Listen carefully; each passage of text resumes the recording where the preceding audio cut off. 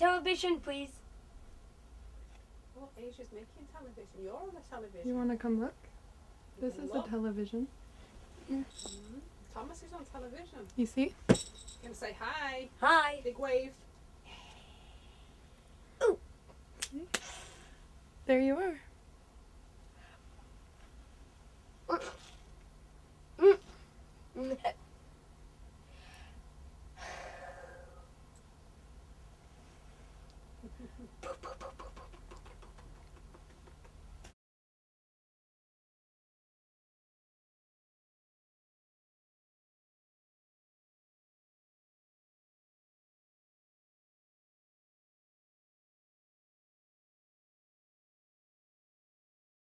The access that you're learning today is a very powerful tool for these children in our system and for our so-called normal children, but our ADD, ADHD kids, our autistic, our a lot of times the autism, the crystal children, they can actually do a lot of things, but they don't need to because they're functioning on a higher level.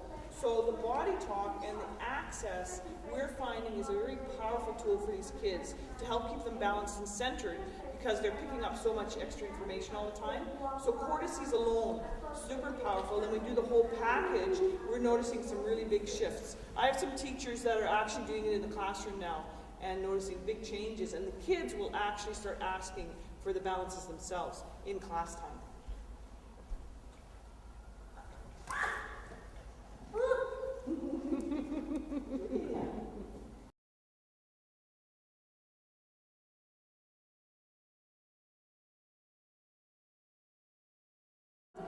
A surrogate is when we do a session for a child or an animal that we can't work hands-on with.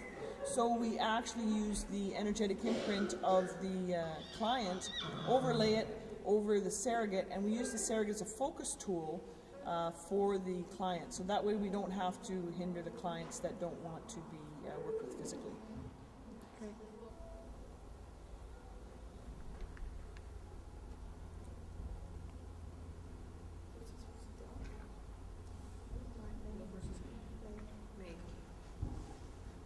So we're just using May as a surrogate right now with Thomas.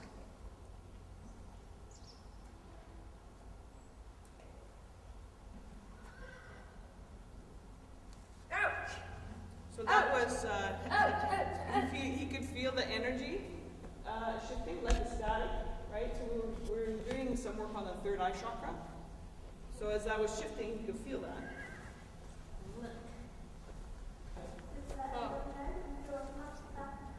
I'll show you.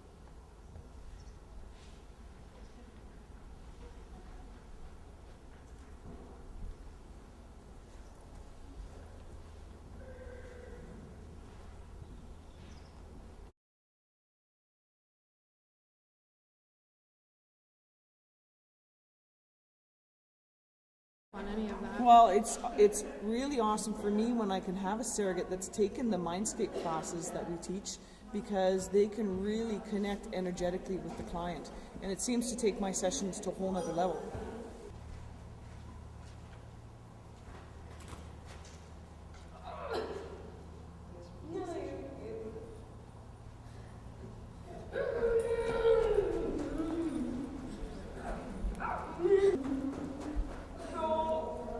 When we do the work at this level, and Charlotte's in her Mindscape merging, he can feel that. So there's a change in his energy because he recognizes what's going on.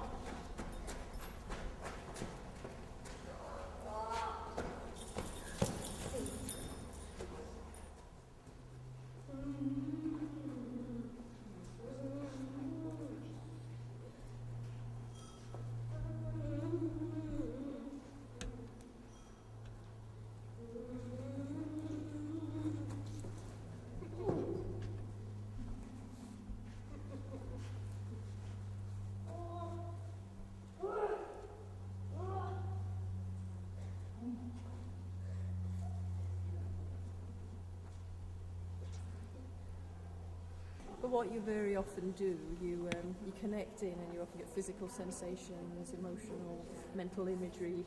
And I was feeding some of this back to Lucia as well. And instantly, when I connected in, kind of in a sense put Thomas on words, my whole side just started twisting up on the left. And the more I connected in, the more it just felt like two different people, like the right and the left were two different people. And during the session, you've seen all the tea over there, like he's a British horse. And, during the session, that was really unwinding. And I could feel my body, and I did make a joke to Lucia, says, I'm not going to play out, excuse me, what I'm feeling here, because it would have been all sorts of movements, but obviously Thomas was doing that around us. It was really lovely. Got really strong, suddenly just right here in the upper small intestine, diaphragm area, getting really tight. And there's just, I said, I've never felt the sense between my ears. My brain don't do that. And it's a very light sort of space. And it felt, it used to start diminishing and the whole body started settling in differently. It's always lovely to do that. I always appreciate every opportunity because you get such a different sense. You're only in your own body normally, to use those words, if you know what I mean.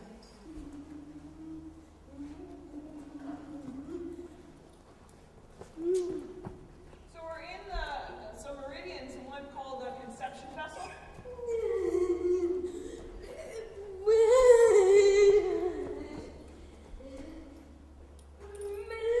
There are microscopic parasites affecting the conception vessel.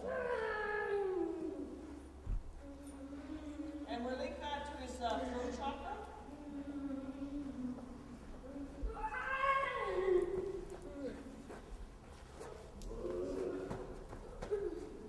And we're going to do a subsession on the throat chakra. It's called fear of speaking. Fear of speaking. Well, I think that's like fear of speaking.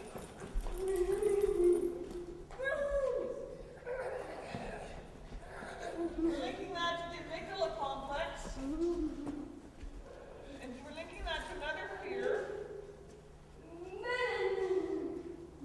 Fear of saying things that people don't know.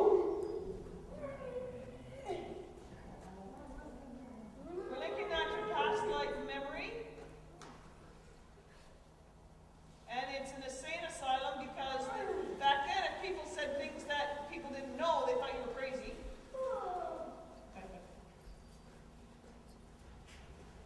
And that's affecting the mucus lining of his small intestine.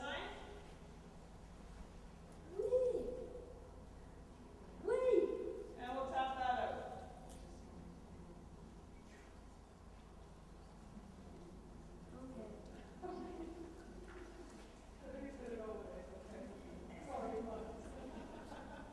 That's okay.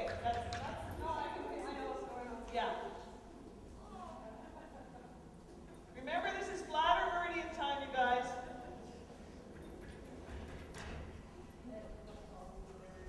Yeah. And it's also precious section.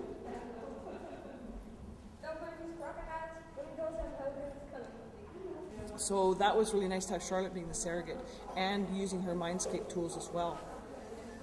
For me, I think a part of what was really great for me with that session, we had done a previous session earlier in the day, and in Body Talk we're always asking when is the next session a priority. We don't dictate the timing of the next session, we ask the body, and it came up that it was 4 p.m. today. And 4 p.m. ended up being in correlation to a meridian time, and the meridian time ended up being a bladder meridian. And two of the aspects of bladder meridian would be in relation to nervous system and control. And so when we look at someone like Thomas and his challenges, it would seem that it's very much in relation to his nervous system and being able to control himself. So that was really cool for me to be able to do the session at that time of day when that meridian is flowing. And watching, for me, when I'm doing the session and I'm picking up information, being able to allow the children or the animals to run freely, so to speak, and language what they're feeling instead of making them sit still and not move is such a huge part. So watching Thomas letting go and releasing things that we were feeling and noticing in our session, for me, is really powerful. And it's no different than at the very end when he went to do a total release and urinate, just like when we work with the animals. He's not holding back anything. He's completely letting go of any aspects of the session or energetic holdings that he had. So that was really, really fun for me to watch, to see how powerful this session was for him. Is this hiding spot back here? Yeah. You want to say goodbye to the movie? You're going to say bye-bye, Tom? Bye. See, that's you. Ready? One, You can wave. 2, 3. Bye. Let me put a boots on down and just sit down for a second.